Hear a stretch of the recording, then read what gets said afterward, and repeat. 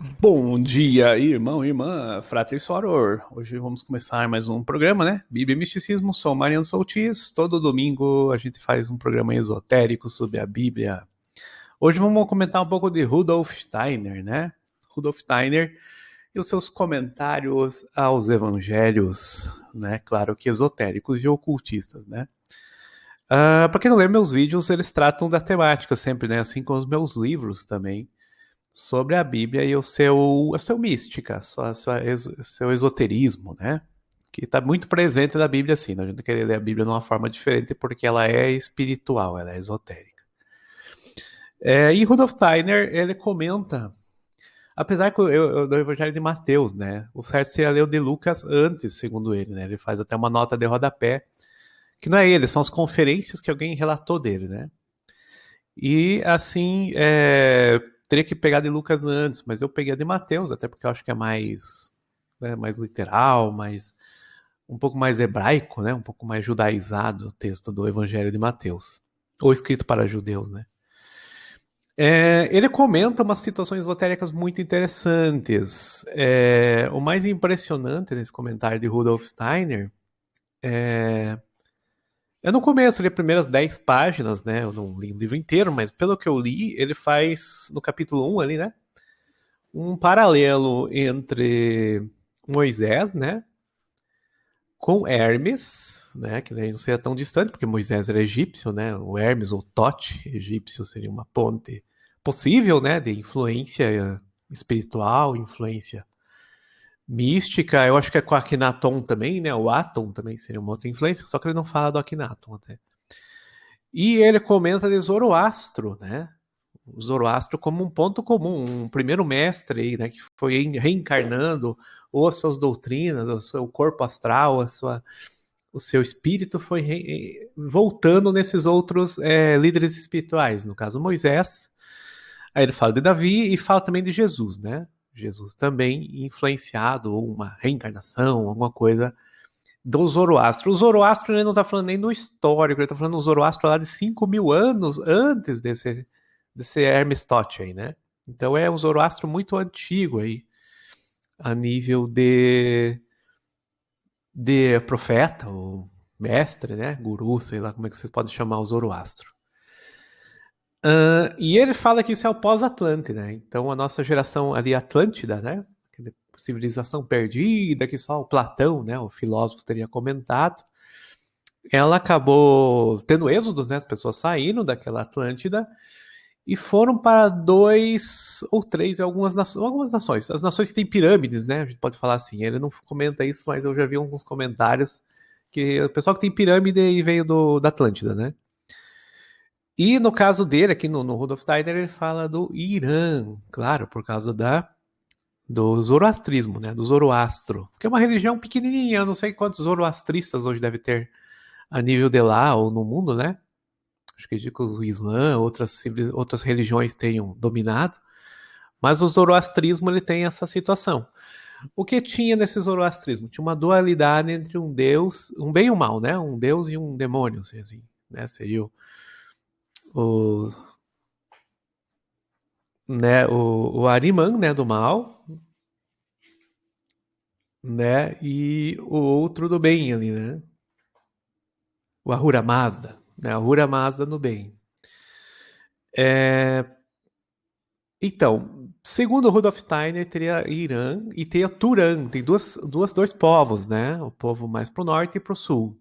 No sul estaria mais ligado à espiritualidade, né? Ao Mazda, ao Ahura Mazda. E o materialista, por exemplo, o ateu, outras coisas do Ahriman, teria mais para o reino do norte, para ser Turan, né? Segundo ele. E alguns outros povos também, mas Turan ele comenta. E houve guerra, né? Entre Irã e Turan e tudo mais. Tudo bem, isso em consequência depois chegou em outras civilizações, outros mestres, inclusive em Jesus, né? É como se o Zoroastro fosse uma espécie de Cristo, né? Parece que é isso que um Cristo cósmico, né? Um Cristo impessoal, com uma energia ou, né, como um espírito aí. Talvez o que eu não li a obra inteira ainda, né, desse Evangelho segundo São Mateus, Mas Rudolf Steiner parece que tem essa doutrina oculta ou esotérica aí, né? Ele não sei se fala do Rama, eu achei até interessante ele não falar, né, do Rama. Para quem não lembra, né, o cristianismo místico, ele comenta a respeito da Atlântida, e precisamos entender Noé, que era uma civilização diferente, nós tínhamos um corpo, né, uma constituição física e alma diferente. Aqui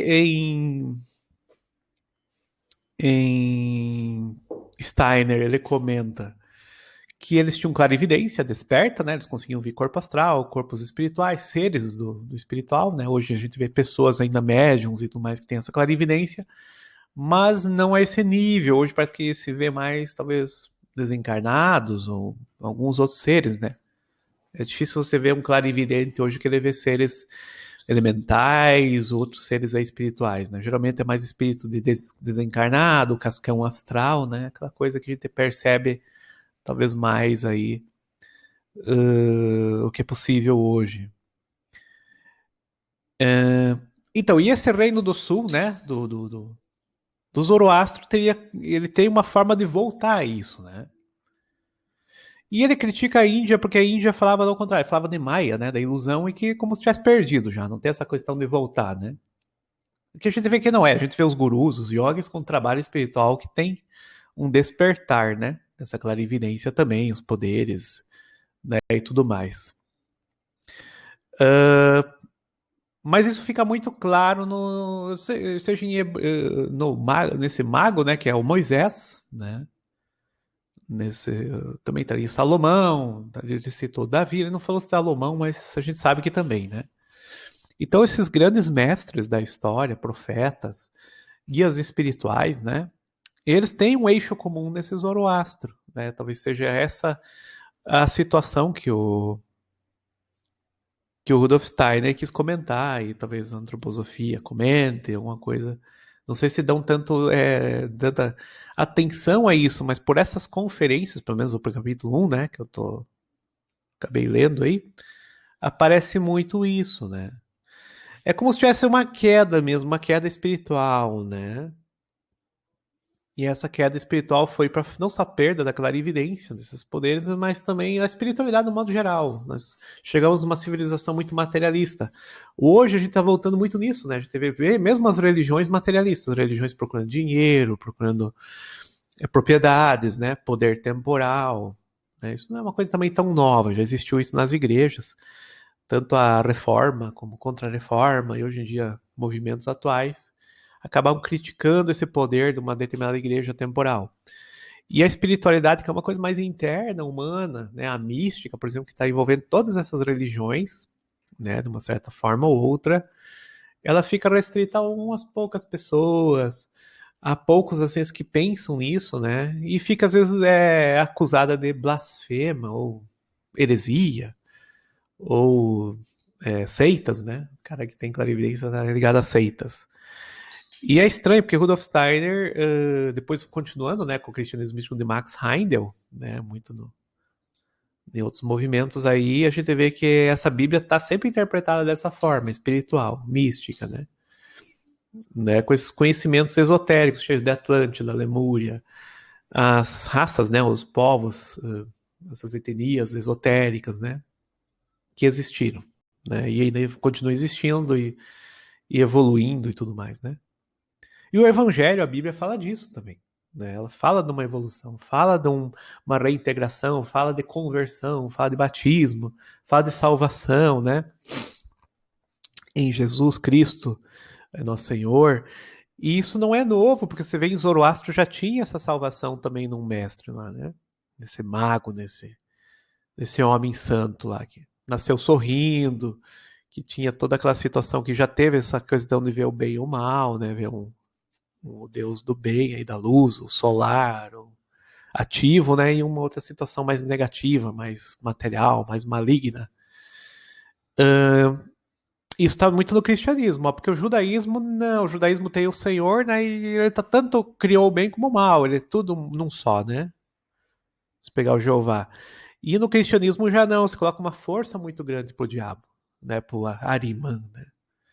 E daí vem a dualidade de volta. Então nós devemos mais para o zoroastrismo do que do que para o próprio judaísmo, se for para ver a nível de doutrina, né? Apesar que hoje se fala, muitos cristãos estudam judeus, cristão quer às vezes se converter, quer conhecer mais o material judaico, né? Os estudos, mas não tem lá dualidade, lá é unidade, é só o Deus, o único Deus, né? No cristianismo já não, já tem a trindade, já tem a questão do diabo, vem meio com uma dualidade também, né? Vem duas, três situações. Então, o Rudolf Steiner está muito certo em falar do zoroastrismo e chegar numa ponte, né? Uma encarnação lá em Jesus depois, né? Desse Zoroastro. Né? Seja em Moisés também, mas mais no Cristo. Acho que mais em Jesus tem mais a ver, né? E claro, a gente já viu pessoas falando, não, também nasceu de uma virgem. O Zoroastro também foi sacrificado, né? Ele sacrificou, por exemplo, o corpo astral, né? Nem a questão é a cruz, na verdade, é da matéria, né? O sacrifício é espiritual. Então, quando você vê um Deus, vamos dizer, um avatar nascer aqui nesse mundo, ele está sacrificando a natureza dele, né? E para nos salvar, mais uma vez, ou então é que nem Jesus Cristo, né? Uma salvação muito presente já em outras religiões, outras espiritualidades ao longo do mundo. Em Hermes, Tote também, né? A gente vê uma espécie de comunicação, né, com o espiritual, a gente vê um ser com asas no pé, né? Praticamente é rápido, é um mercúrio também, né? Então toda essa situação vem em várias mitologias, vem em várias situações de espiritualidade, né? Então, né? E no africano deu o próprio Exu, né? E tudo mais, como um comunicador dessa situação espiritual com o material, né? E o Evangelho, a Bíblia, falando de tudo isso, com modos diferentes, né? O Evangelho vai ter os anjos, o Evangelho vai ter várias situações da Bíblia comentando, né? E nosso Senhor Jesus também, com o Espírito Santo, vem o nosso advogado aí, né, e tudo mais, e tudo isso é muito presente, né? Muito real. E essa é a espiritualidade, a mesma coisa que o Zoroastro fazia na época dele, né? Voltar a reconhecer que nós temos uma natureza espiritual, que tem uma natureza divina, que a gente tem, né, vamos dizer, um criador agora, no caso, judaico-cristão, né? E ter isso em conta, né? E contra o materialismo, contra certas situações aí do Ariman, né? Diabólicas também, né? Fala da Pérsia também com várias situações negativas, né? Mas tudo isso é pós-Atlântida, pessoal. A gente tem uma natureza nova, né? Nós temos esse meio, essa iniciação aberta, né? Que nem o Max Heindel fala, que é a iniciação cristã, né? Porque antes era secreta, era restrita a alguns sacerdotes e vai embora. E hoje, se pegar até a doutrina aí, né? Você pega católica, qualquer um pode fazer um batismo, por exemplo. Você pega uma doutrina protestante e todo mundo é sacerdote, né? Todo mundo pode ser um livre intérprete das escrituras ali, né? Respeitando as escrituras, claro. Então, várias situações que ocorreram, então, ao longo das religiões, também religião comparada, teologia, né? E na mística e ocultismo também, né? Mística cristã, né? Tá bom, pessoal? Isso foi mais uma reflexão nossa aí, né? Hoje sobre Rudolf Steiner. E a respeito de várias situações aí que são interessantes para a gente sempre repensar, tá bom? Até o próximo Bíblia e Misticismo. Eu sou Mariano Soltis. Estejam com Deus, né, nosso Senhor. Abençoados, estudem a Bíblia, meditem na Bíblia. E fiquem pela Bíblia, né? Eu, por exemplo, faço esses estudos aqui, mas são estudos mais meus, né? Não é nenhuma forma assim de, vão ler a minha verdade, a verdade sobre a Bíblia. Não, isso aí. Né? Eu faço, na verdade, uma leitura minha, baseada nesses grandes autores ao longo da história. Tá bom, irmãos? Estejam com Deus. Até a próxima. Nosso Senhor Jesus Cristo. Iluminados pelo Espírito Santo, Ruach HaKadosh.